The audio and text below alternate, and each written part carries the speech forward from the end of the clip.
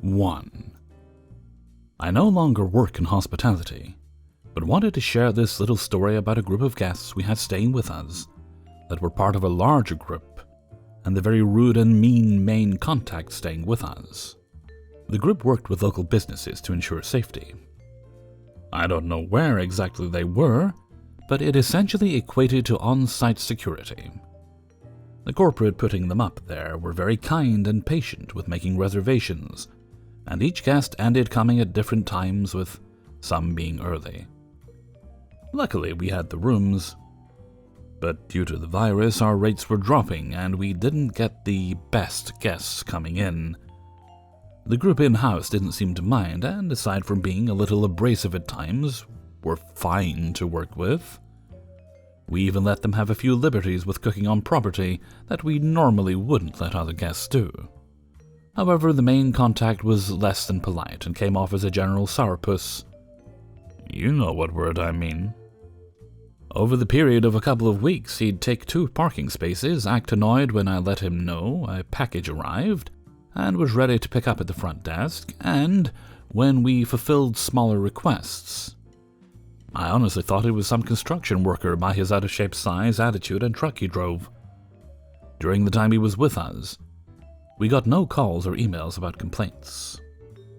However, one fateful day when I began my shift, he came in angry and demanded why we charged his card. The amount was a little less than you spend ordering a small pizza delivered. This was less than what I made in an hour. Morning shift didn't let me know, so I combed through the notes and emails, even called up AM shift to ask. Once I got the picture, I told the guest that he had damaged some towels and by the looks of it, were too dirty for us to clean.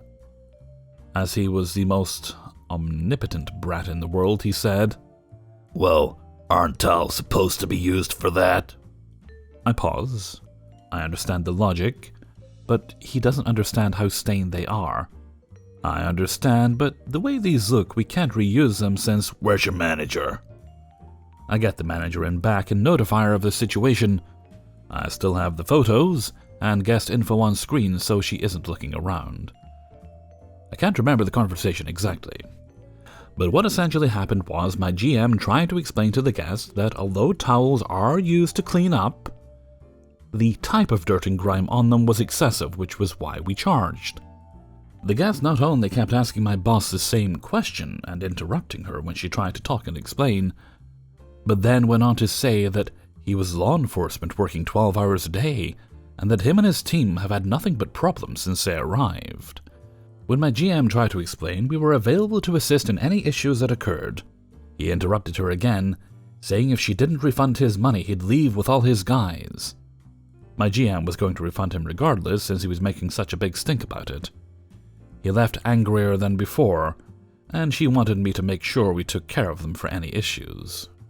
Later that day, I get a call from their corporate office saying the group would be leaving tomorrow and apologies for inconvenience we had with the group. Come that very same night, one of the guys from the group is anxious since he had a real sensitive document coming in. I let him know that we call him ASAP once he got it and was more than satisfied. Now here's the kicker to all of this. The next day, when I talked to my GM about how their checkout went, she told me it was all fine. But when they went into that angry guy's guest room from the day before, he had dumped all his half-eaten food, waste, and garbage into the hot tub. I was shocked and angry. My GM nearly called the corp office that put them there, but decided against it to avoid any further trouble. I looked up the guy's name on Google, and turns out he's not a Leo, local law enforcement officer, nor military, just some guy who used to work minimum wage security before starting a security consulting company. When I used to work security, the meanest people on our team were those who had no Leo or military experience. Rather, just got locked into minimum wage security because they didn't do anything else with their lives until maybe their 30s. I don't know the guy personally, but I wish his business success. But it's only a matter of time until someone doesn't take his flack and gaslighting him on social media or to the people that hire his company. Any CEO worth their salt, especially a small business, knows better than to risk their livelihood over something so petty as less than minimum wage charge. 2.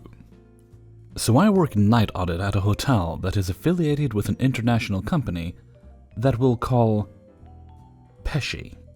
The hotel I work at is a smaller branch of said company, but the area I work in has 7+ hotels that are also affiliated with Pesci, including a really swanky downtown property that my partner happens to work at, and a few properties across town. I'm new to the hotel industry. I've only been working a couple months on night shift, and I'm not great at confrontation, but I have a decent understanding of the basics so far.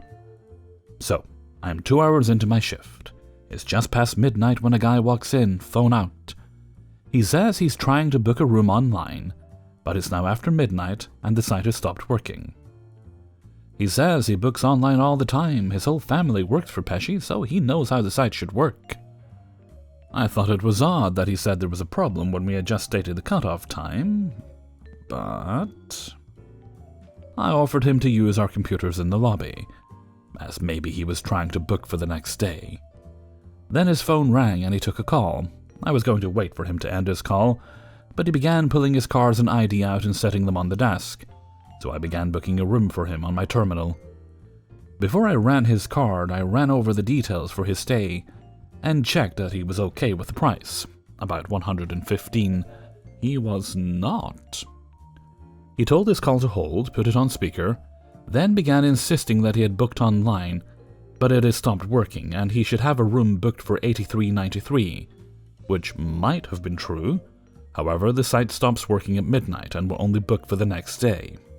I assume he was cut off before actually reserving, and I began to explain why the site wasn't working, and he cut me off saying he was aware his whole family works for Pesci, so he knows how it works. Yet he still insisted on the original price and began telling me to call the 1-800 number, because since the site had stopped working while he was using it, he should get the pricing.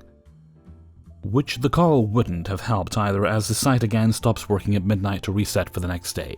No exceptions. I decided to try to de-escalate the situation and call my manager, who again correlated no. Online pricing can only be booked online, as they offer other promotions we don't offer in the hotel. So I make my way to the front and once again began to explain, "My apologies, sir, but the online prices are only offered online, as they offer online promotions that we do not offer in the hotel." He cuts me off again, saying he knows, as his whole family, including him now, works for the company, but is still insisting he'd be given the online price because the site stopped working at midnight. His call, who was still on speaker listening, tells him to ask for a manager, so he asks for a manager, who I tell him is in at 9 tomorrow morning. He asks who I was on the phone with, then insists I call my manager back and tell him to come in to talk to him. At this point, I figure this guy is either trying to scam me or is trying to scare me into giving him a room, and I'm not having it. I tell him no and said I was sorry, but if he worked for the company, he should know the online cutoff was midnight, and if he was not happy with the prices, he could go somewhere else. He and his call began yelling at me, and I began giving him the other property options, to which he threw his card at me, and told me he doesn't need other options, he has a platinum card. "Oh, my mistake, your highness." I pick it up from the floor and slit it back to him and tell him I'm sorry, but your card isn't good here. He starts yelling again, tells me I am a dumb, stupid bitch. Nice. And he knows I'm a stupid bitch because I work for Pesci. Yes, I do. Like your whole family. Y'all, I've never seen someone step in their own shit and get so mad about it. He goes white and starts yelling again, calling me obscenities, accuses me of being discriminatory, and then calls me a dumb white bitch. I'm Mexican, but okay. Then yells something about minimum wage and suing and walks out, adding I'd better hope he doesn't come back. Again, I'm bad at confrontation and I get the shakes after a bit, so once my jitters go down, I take out my binder with all of the numbers of the surrounding properties and call him in. Since I had began making a folio for him, I had his full name and address, along with a car make that I got from my camera block. They all agree to a do not rent, and since my guy had a platinum card, I called my partner's swanky property in case he decided to drive further, and he was put on a DNR list to all hotels in my area, and the ones across town. Schnoogans. I'm not bothered by the yelling. I got shitty attitudes all the time, along with all kinds of entitlement. Everyone has a platinum card when they think it'll get them somewhere. My thing is, of all the scams you try to use, you thought going with the "my whole family works at Pesce" would work? Vado, I was born at night, but not last night. If you work here, you know the cutoff for online booking, and bullshit is midnight.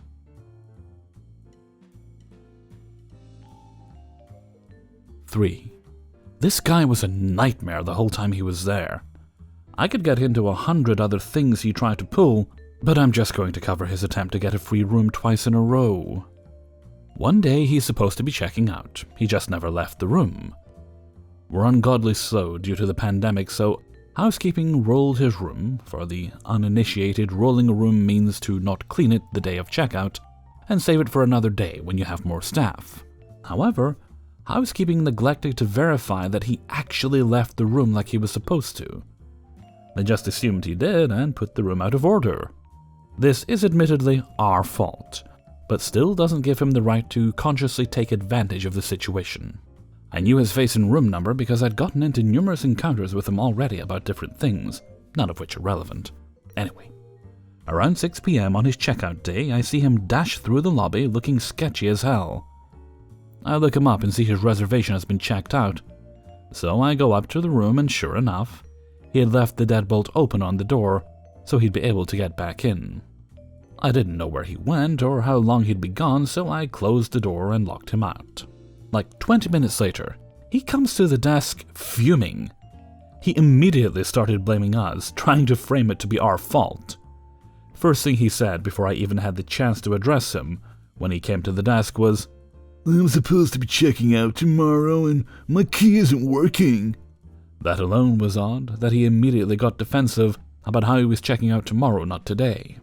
Then he admits his key wasn't working earlier, which is also weird to admit because if he thought he really had another night, he would have asked to have his keys remade. And if his key wasn't working earlier, how to get back in? I called him on that, to which he just stuttered because he didn't have an answer. There was still a possibility that it was a genuine confusion on his part, although given his actions and the way he was behaving, unlikely. So I didn't come out and say I knew he was trying to cheat us. We went back and forth for probably 5 to 10 minutes with him accusing us of messing up his reservation. He finally agrees to pay for another night, goes upstairs, and I email my coworkers to watch out for his shit. The next day, housekeeping tells me they actually did go up to the room that day, and he said he was going to be leaving at 3 p.m. So that proves beyond a shadow of a doubt that he knew he was supposed to check out and was trying to see if he could pull one over on us. And then he has the audacity to try and make me and my coworker feel like it was our fault he got locked out. And of course, later that day he tries the same exact thing. He told housekeeping he was leaving at 2, which was communicated to the front desk this time, but when I came in at 3, he was still in the room and the reservation hadn't been checked out. I called him, and before I could even say anything, he says, "I'm staying another night. I'll make it right now." So he was trying the same shit. He knew he was staying over, but didn't make a reservation because he wanted to see if he could slip through the cracks. What a jackass. 4. Covidiot. Someone who ignores the warnings regarding public health or safety during the COVID-19 pandemic. Let me preface this by saying that both tales happen to my coworkers and not me.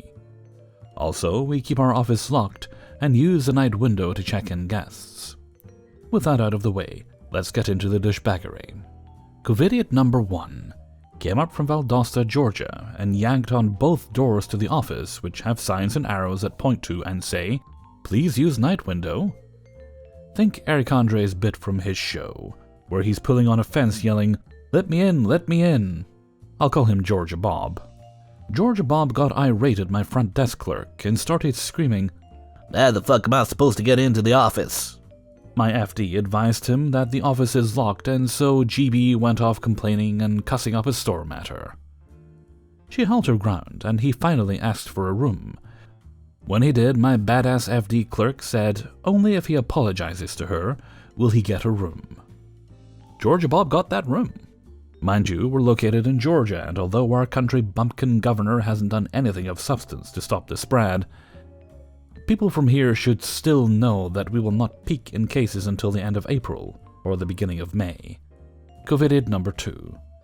I'll call her Michigan Martha. Michigan Martha and her husband came from Michigan, where their governor banned non-essential travel within the state. They were on their way south to Florida, I assume to spread their fuckery. I'm willing to bet MM and her husband were probably at the rally of Covidians at their state capital, protesting their governor's shelter-in-place order the other day.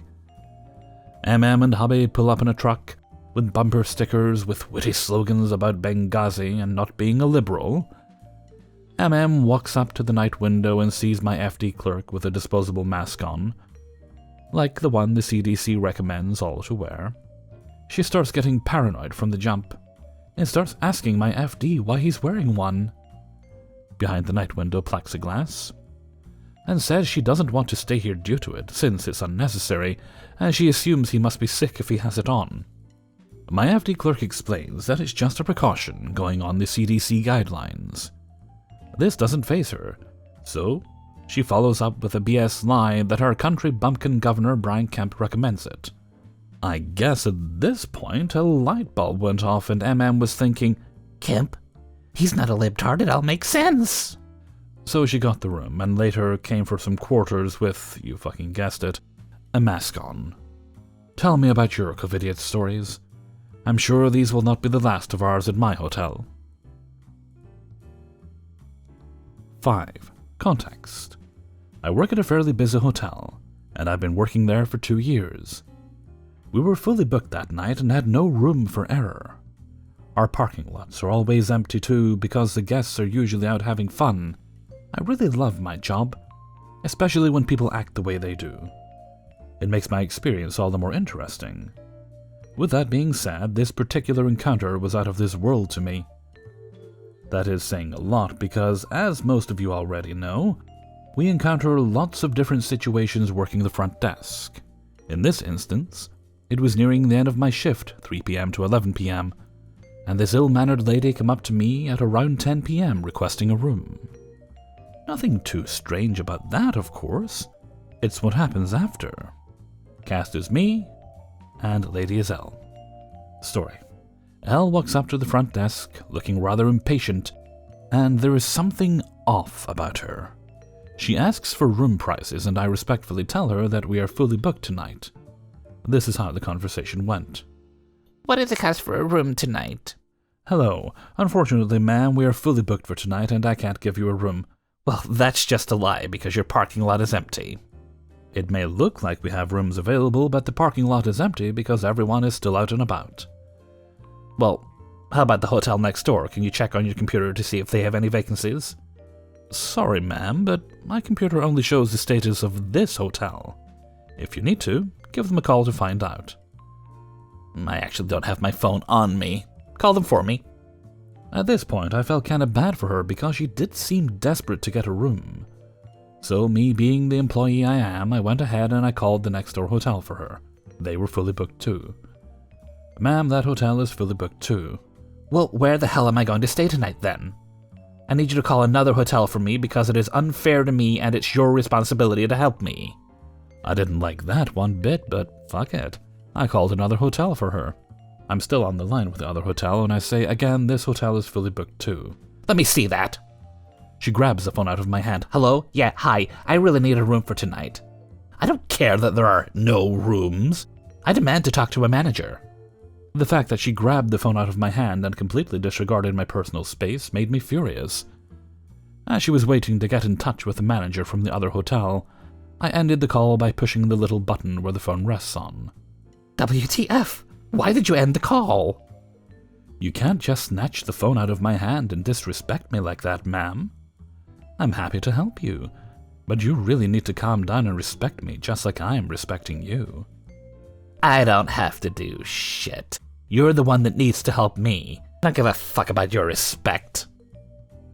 Never in my entire life have I gotten so mad. My blood was boiling after she said that. Yeah, you're gonna leave.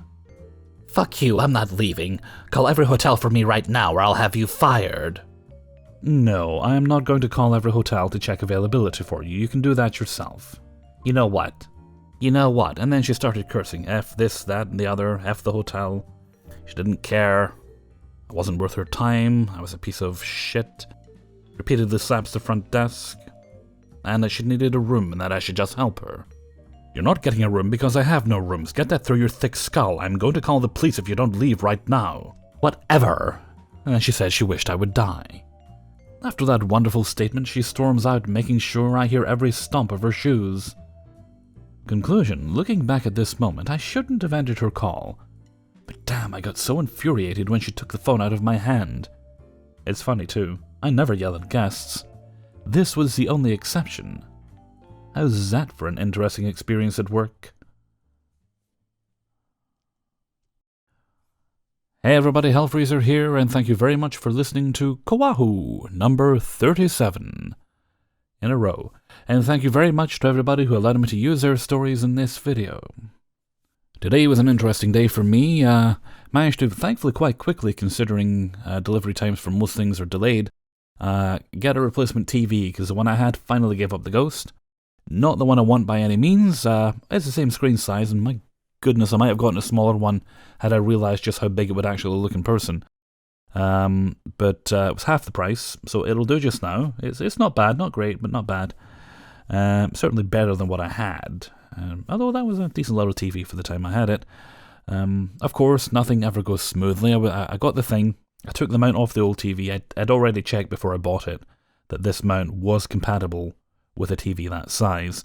And sure enough, it was. It fitted that screen size. That was okay. But, as always, for some reason, this TV is a Hisense B7500 or something. For some reason, the mounting points on the back are recessed. So the screws, which fitted the other TV fine, and should have fitted any TV, were too short. Thankfully, my brother-in-law was able to help out, and he was able to get me a selection of screws, the right size I needed, even after I mistakenly thought, oh no, 12mm would be fine. I thought, hang on, that'll be too small. And then I said, well, actually, I think I'd actually need 20, which is what I did need. And the 20s were perfect, and I was able to get it mounted and up on the wall, but a job that should have took maybe 30 minutes at most, and my goodness, it's not super heavy, this television, but in comparison to the old one, it's not super heavy. It's about the same weight maybe, even though it's bigger. But because it's so large, goodness, it was cumbersome to actually lift. I got it done, it's fine. Thankfully nothing was damaged. But that's it's done, it's up, it's mounted now, and hopefully that'll do me for a while. If I do end up getting the super duper pooper fancy one I want somewhere down the line, this one will make a good one for the TV for the bedroom. Okay, and with that, I'm gonna head off for now. So until next time, thank you very much for listening, and take very good care of yourselves.